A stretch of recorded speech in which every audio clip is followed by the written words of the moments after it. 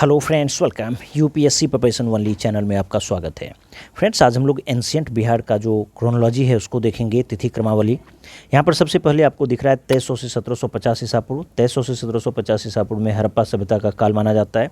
हड़प्पा सभ्यता 2300 से 1750 ईसा पूर्व के बीच। 1500 से 1000 ईसा पूर्व ऋग्वैदिक काल और 1000 से 600 ईसा पूर्व जो है उत्तर वैदिक काल।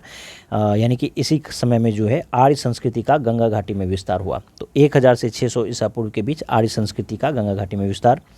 800 ईसा पूर्व जो है इसमें सतपथ ब्राह्मण में गंडक के मैदानी क्षेत्र में जो है विदेह जो है उसमें आर्यों के बसने का उल्लेख है। यानी कि सतपथ ब्राह्मण में गंडक का जो मैदानी क्षेत्र है विदेह, उसमें आर्यों के बसने का उल्लेख है। ये बात जो है 800 ईसा पूर्व की है।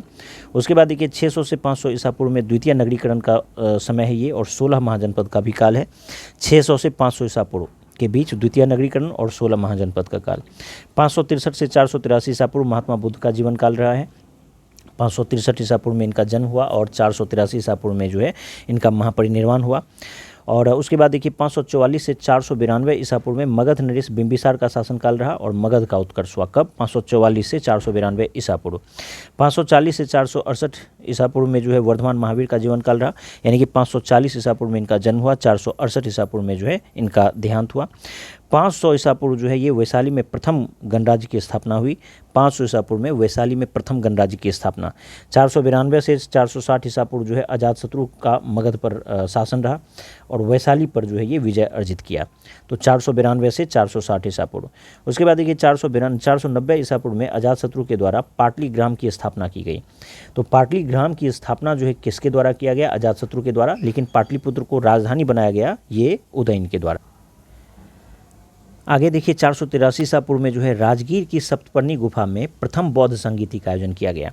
तो जिस साल महात्मा बुद्ध का महापरिनिर्वाण हुआ 483 ईसा पूर्व में, उसी साल जो है राजगीर के सप्तपर्णी गुफा में जो है प्रथम बौद्ध संगीति का आयोजन किया गया। 460 से 444 ईसा पूर्व में मगध में उदयभद्र यानी उदयन का शासनकाल रहा। 460 से 444। 455 ईसा पूर्व में उदयन के द्वारा जो है पाटलिपुत्र को राजधानी बनाई गई। 413 से 344 ईसा पूर्व में मगध के शिशुनाग वंश का शासन रहा। 413 से 344 ईसा पूर्व मगध पर जो है शिशुनाग वंश का शासन। 383 ईसा पूर्व में वैशाली में द्वितीय बौद्ध संगीति का आयोजन किया गया। यानी कि प्रथम बौद्ध संगीति 483 ईसा पूर्व के ठीक 100 साल बाद जो है द्वितीय बौद्ध संगीति का आयोजन किया गया। उसके बाद 344 ईसा पूर्व में जो है महापद्मनंद के द्वारा नंद वंश का स्थापना किया गया। महापद्मनंद के द्वारा नंद वंश की स्थापना। 322 ईसा पूर्व में जो है चंद्रगुप्त मौर्य के द्वारा जो है धनानंद को पराजित कर नंद वंश का अंत कर दिया गया। 322 ईसा पूर्व में धनानंद को पराजित किया गया। 322 से 298 ईसा पूर्व में चंद्रगुप्त मौर्य का शासनकाल रहा। 322 से 298 ईसा पूर्व। 315 ईसा पूर्व जो है इसमें मेगास्थनीज का पाटलिपुत्र में आगमन हुआ। 315 ईसा पूर्व में मेगास्थनीज का पाटलिपुत्र में आगमन। 298 से 272 ईसा पूर्व में जो है बिंदुसार का शासनकाल रहा। 272 से 232 ईसा पूर्व जो है अशोक महान का शासनकाल रहा। 272 से 232 ईसा पूर्व।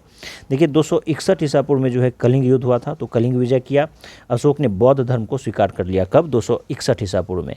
249 ईसा पूर्व में जो है पाटलिपुत्र में तृतीय बौद्ध संगीति का आयोजन किया गया और अशोक के द्वारा जो है पड़ोसी देशों में प्रचार प्रसार किया गया। अशोक के द्वारा बौद्ध धर्म का पड़ोसी देशों में प्रचार प्रसार किया गया।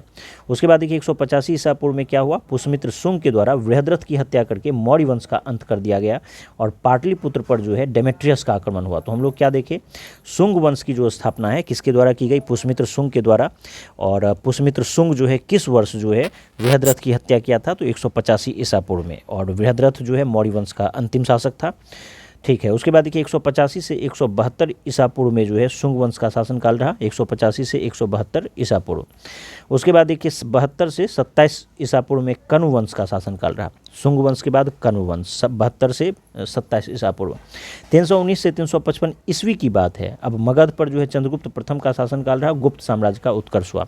तो हम लोग क्या देखें कि जो शुंग वंश है ये ईसा पूर्व का काल है, लेकिन अब जो गुप्त वंश है ये ईस्वी में हम लोग आ गए। 319 से 335 ईस्वी मगध में चंद्रगुप्त प्रथम का शासन और गुप्त साम्राज्य का उत्कर्ष। अब देखिए 319 ईस्वी में गुप्त संवत का आरंभ हुआ।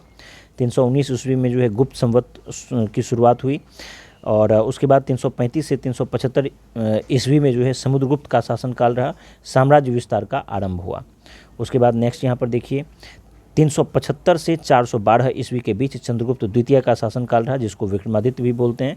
तो चंद्रगुप्त विक्रमादित्य द्वितीय, इसका शासनकाल जो है 375 से 412 ईस्वी के बीच रहा, और ये काल जो है सांस्कृतिक प्रगति के कारण स्वर्णयुग कहा जाता है इस काल को।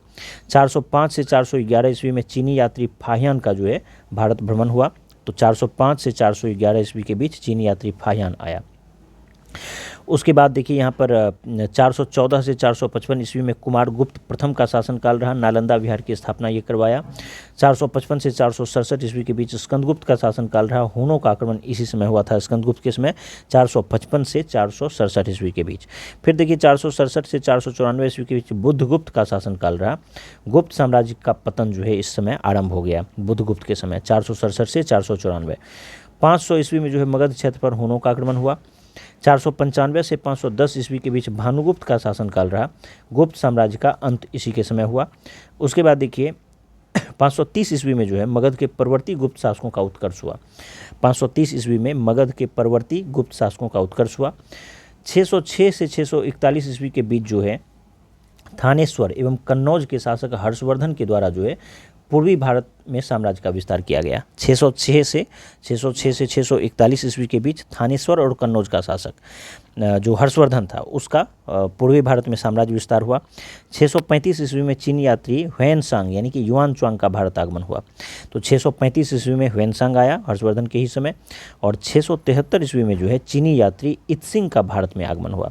673 ईस्वी में चीनी यात्री इत्सिंग का भारत में आगमन। तो इस तरह से एंशियंट बिहार का जितना भी क्रोनोलॉजी था एक सीक्वेंस में हम लोग सारी चीज़ों को देखें।